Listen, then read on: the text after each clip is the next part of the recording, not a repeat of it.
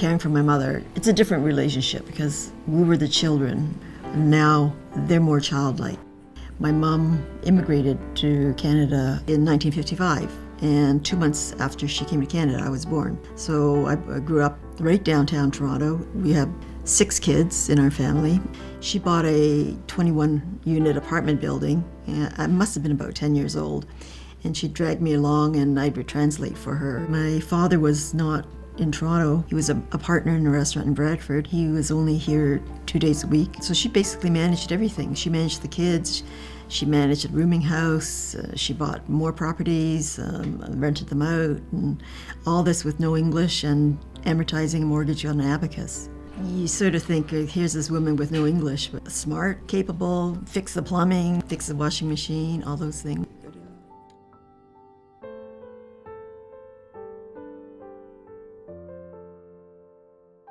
Fortunately, my mother built up equity and has assets. That's what we're using to take care of her. Your help call is in progress. Please wait.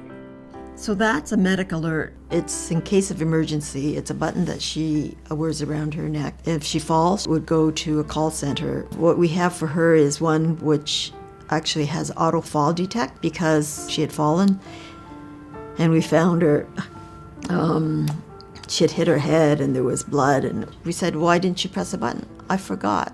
But now they have the technology where it auto detects if you fall. Have a good day. Thank you. It sort of weighs on you because if she's not living with you, you're always wondering, how is she doing? If she has a fall, why wasn't I there? You feel guilt that if you're not able to be there all the time. For my mother, it's been a very, very long time, and it's been a protracted decline with her.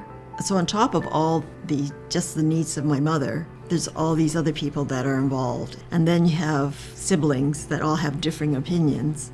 All of a sudden, people were saying, no, you don't send her to long-term care. That becomes a real challenge, and it becomes really emotional. At that point, I had a meltdown.